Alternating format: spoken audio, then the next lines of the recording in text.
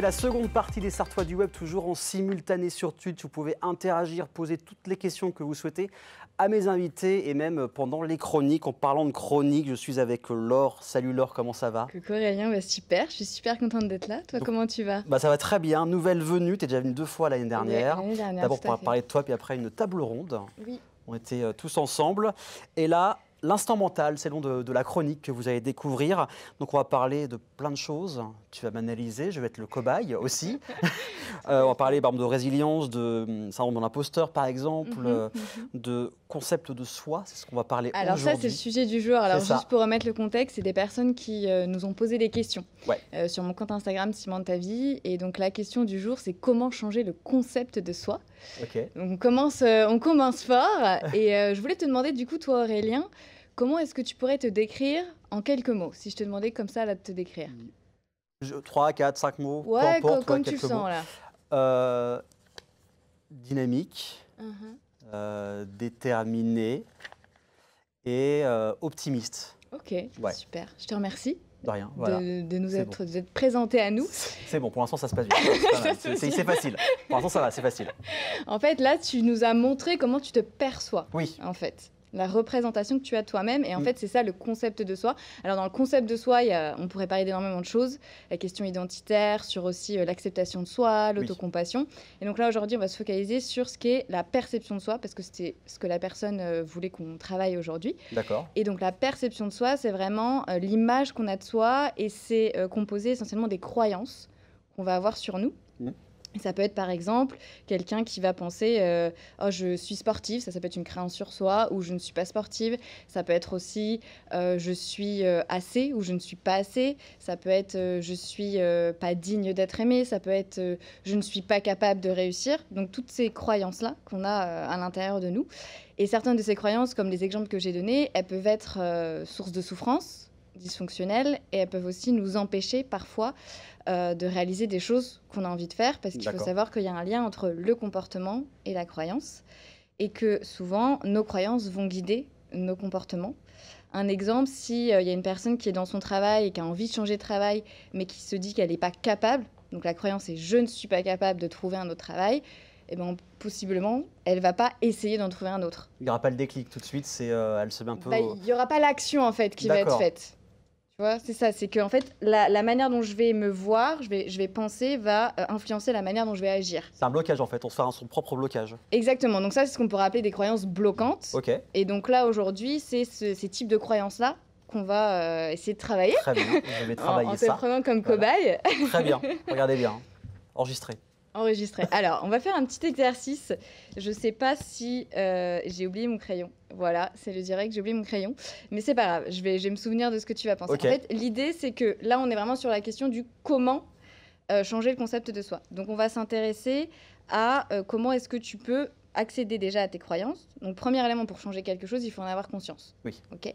Donc, on va essayer d'identifier différents types de croyances. Et ensuite, on va travailler sur comment les questionner et les reformuler. Et il y a un autre aspect qui est lié au comportement, qu'on ne verra pas ensemble, mais je vais juste en parler à la fin pour un outil pour des personnes qui nous écoutent. Donc l'idée, c'est de partir d'une situation particulière qui a engendré chez toi des émotions et des pensées. Est-ce que tu as une situation en tête qu'on pourrait travailler? Que je voudrais changer, c'est ça? En fait, là, l'idée, c'est ça, c'est d'avoir soit des croyances qui sont que tu as envie de faire évoluer, qui te gênent. Et du coup, on va voir comment... qui gêne, ça gêne. Ça t'aide, ok. Alors, c'est en termes d'organisation, tu vois, où des fois, je vais faire, par exemple, une tâche, ça peut être banal, une tâche A. Et bien, pendant que je fais cette tâche-là, j'ai une tâche B qui va commencer à germer dans la tête. Et au final, c'est que je ne serai pas complètement concentré sur la tâche A et je vais vouloir faire la tâche B. Et tant que je ne vais pas faire la tâche B, du coup, je ne vais pas faire les deux tâches parfaitement. Ok. Et alors, à ce moment-là, qu'est-ce qui... Là, on est sur les croyances sur toi. Donc là, donc tu fais un truc, tu penses à autre chose. C'est ça. Qu'est-ce que ça te fait dire sur toi? Qu'est-ce qui te vient à l'esprit par rapport à toi-même? Une sorte de bordel organisé. Ouais, une sorte de mal organisé en fait, c'est ça. Je me dis, j'arrive pas à me concentrer sur une seule et même tâche. Tout de suite, je fais un truc et une pensée qui va aller sur autre chose. Ok, donc tu te dis que tu es quelqu'un de mal organisé. Ça va mieux, mais à peu près, ouais. Ok, parce que du coup, on va partir sur ça, cet exemple-là, que ce soit un peu plus concret. Donc la croyance sur toi, c'est je suis quelqu'un qui n'est pas bien organisé. C'est ça. Ok, donc l'idée, ce serait de changer cette croyance-là pour changer le comportement. C'est ça, comme totalement. Tout à l'heure. Ok. Donc par rapport à ça, il y a deux choses que tu peux faire. La première, c'est changer la pensée en elle-même, donc essayer de la questionner, de la reformuler. Donc quand tu dis je ne suis pas organisé, est-ce que c'est le cas tout le temps? Est-ce qu'il y a des aspects de ta vie où tu te dis ah là je suis un peu plus organisé que d'autres? Oui. Ok. Oui, par exemple, une émission comme aujourd'hui, oui, j'ai trouvé un petit outil, j'essaye de mettre une checklist. Ok. Et le fait de faire une checklist où c'est quelque chose de plus palpable, on fait une croix, tout de suite ça m'aide aussi à être plus direct dans les tâches à faire. Mais il y a toujours des fois des pensées qui viennent à ce moment-là.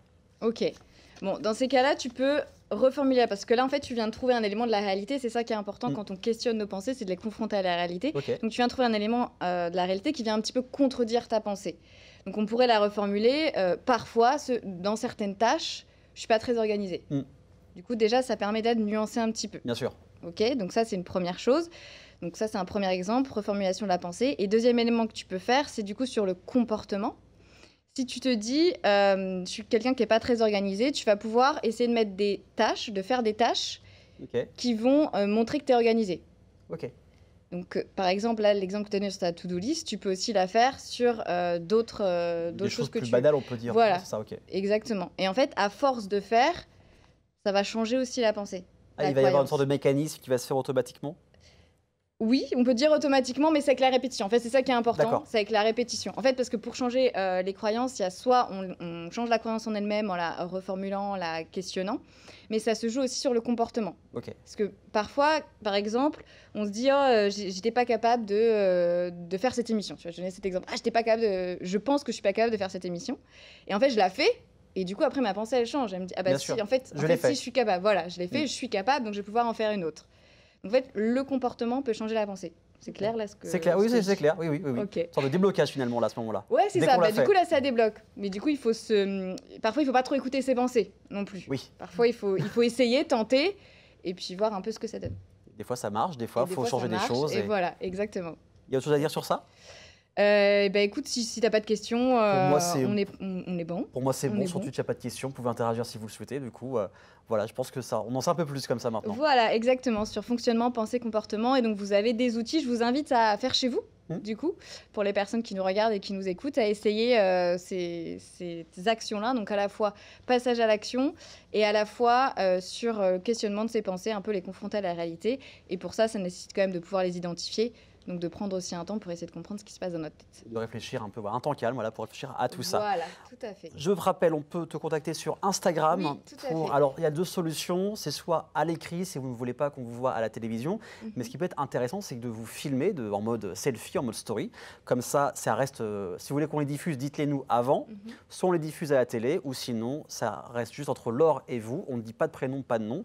Et s'il y a une question, un problème que vous voulez arranger ou juste en discuter, n'hésitez surtout pas. Tu seras là une fois par mois. Exactement. Ici pour ta chronique, l'instant mental. Merci Laure. On revient dans quelques instants. À tout de suite.